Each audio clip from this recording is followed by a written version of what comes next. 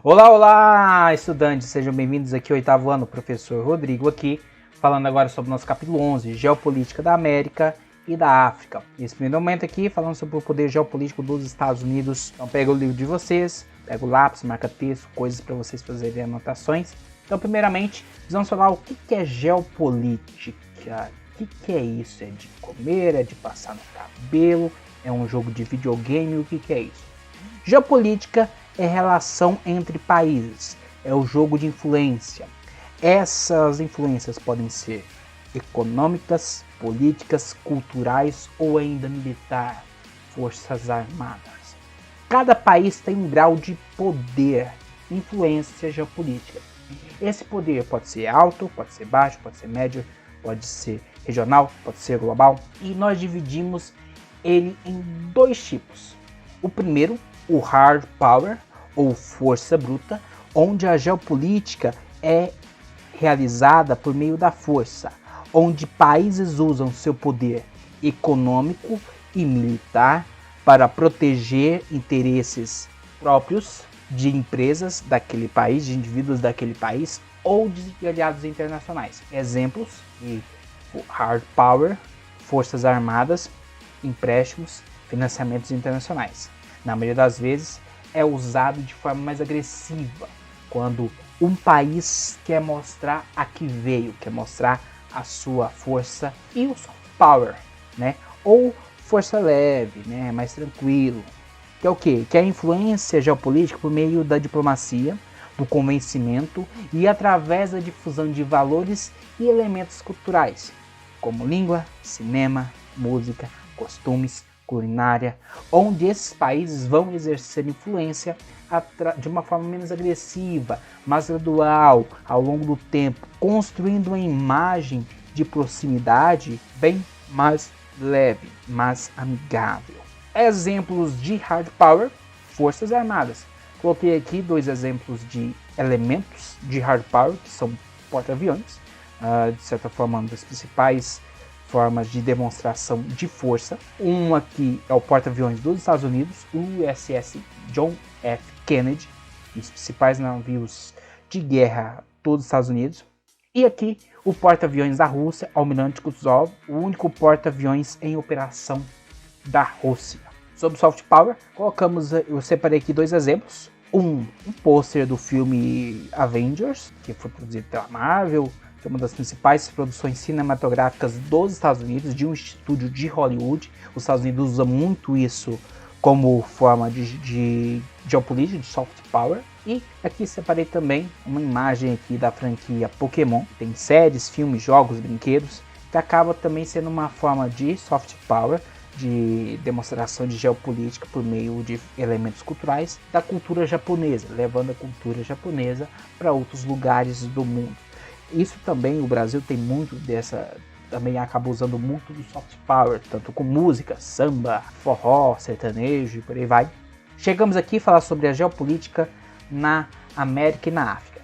Os anos após o final da Segunda Guerra Mundial, entre o final de 1945 e a queda do Muro de Berlim e o fim da União Soviética, ali em 1989 e 1991, foram três importantes momentos da história e da geopolítica no mundo nos últimos 100 anos. Por causa da globalização, as relações entre os países se tornaram cada vez mais intensas e complexas. Compra e venda, viagens, conversas, negociações, intercâmbios culturais, intercâmbios de estudantes. Na busca por poder e soberania de um Estado, envolve o gerenciamento do seu território, o que pode resultar em conflitos por fronteiras, por recursos naturais, diversidades étnicas e religiosas dentro dos territórios, além, claro, de conflitos nacionalistas e separatistas.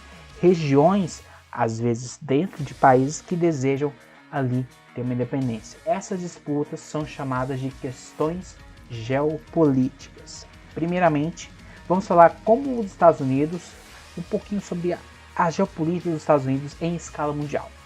Durante a Guerra Fria, a geopolítica mundial ficou submetida a uma bipolaridade, como a gente viu lá no primeiro bimestre. Essa bipolaridade era exercida por Estados Unidos, liderando ali o bloco capitalista, e pela União Soviética, que liderava na época o bloco comunista, criando ali áreas de influência geopolítica, onde os aliados desses dois países compartilhavam de negócios, de questões econômicas e também de elementos culturais. Os Estados Unidos, para fortalecer sua posição internacional, fez uso da chamada doutrina Truman, fundamentada ali pelo presidente Harry Truman, logo depois da Segunda Guerra Mundial, que pregava que a União Soviética era o grande inimigo e precisava ser vigiado e combatido de perto. Para colocar essas práticas da doutrina Truman, os Estados Unidos criou algumas estratégias, dentre eles o Plano Marshall e o Plano Colombo, que era um conjunto de ações para ajudar a reconstrução econômica de países, tanto europeus como do Japão e outros países asiáticos, durante o pós-guerra, depois da Segunda Guerra Mundial. Os Estados Unidos então enviaram bilhões de dólares para esses países. Com essas medidas, os Estados Unidos imaginava conseguir impedir o crescimento da influência da União Soviética, tanto na Europa como na Ásia. Com a queda do Muro de Berlim em 1999 e o fim da União Soviética em 1991, a ordem bipolar acabou chegando ao fim, iniciando uma nova ordem geopolítica mundial, a ordem multipolar. Lembrando, antes bipolar, Estados Unidos e União Soviética, agora multipolar, onde existiam mais de dois polos de influência. Estados Unidos, Alemanha, França, Reino Unido, China, Japão, Rússia e mais recentemente a gente pode colocar também a Índia surgindo ali, o Brasil com um certo grau de influência ali como polos de influência no mundo inteiro.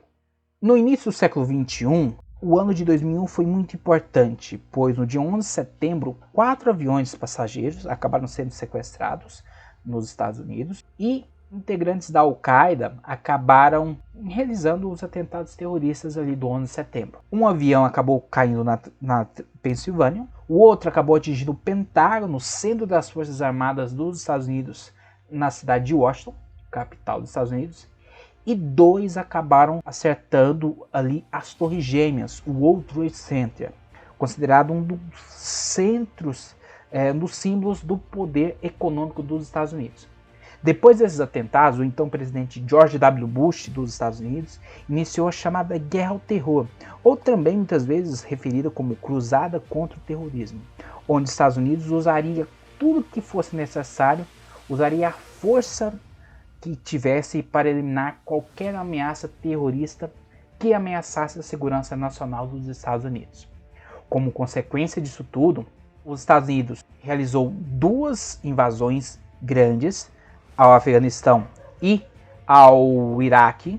Então, George W. Bush, depois dos atentados de 11 de setembro, no contexto da cruzada contra o terrorismo, nesse contexto e sem a aprovação do Conselho de Segurança da ONU, os Estados Unidos acabou invadindo e derrubando ali a estrutura de governos, tanto no Afeganistão como também no Iraque.